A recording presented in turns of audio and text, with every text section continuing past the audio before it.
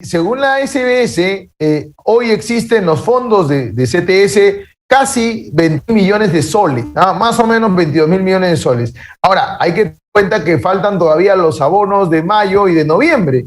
O sea, en la primera quincena del mes que viene, de CTS, y en la primera quincena hay otro depósito más.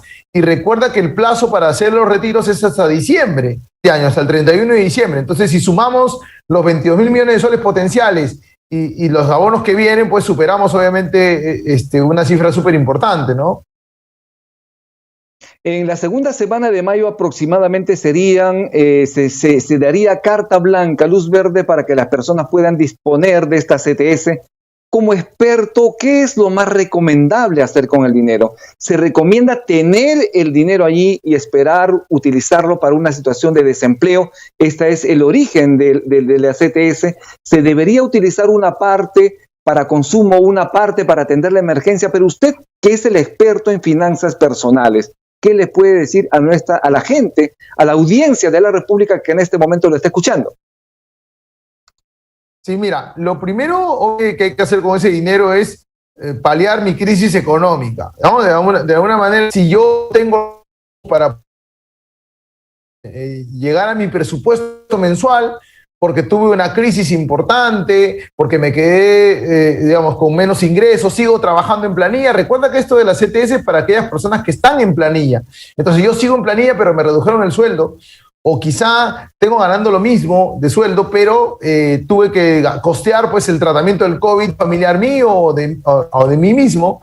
Entonces, la idea es que con ese dinero de forma racional lo utilicemos para poder sobrevivir, para poder cubrir esos gastos. Esa sería la primera reacción porque es necesario. La segunda ya sería el grupo que de repente hoy día está trabajando.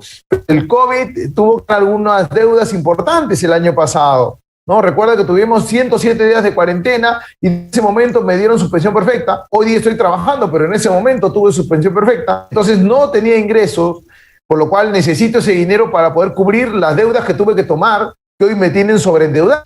Entonces me parece totalmente válido que uno con eso pague deudas, sobre todo las más caras, que suelen ser las de tarjetas de crédito. Y ya, si no es ninguna de esas opciones y tampoco pues estoy endeudado, sería ahorrar ese dinero, siempre en el largo plazo. Recuerda que, como también, ese dinero tiene un sentido. El fondo de la CTS sirve para, ante la posibilidad de quedarme sin trabajo, por renuncia, por despido, por jubilación, tener un pequeño fondo para que yo pueda sobrevivir hasta que yo pueda conseguir el foco de la CTS, el sentido de la CTS y pensar siempre en su objetivo y en el largo plazo, ¿no?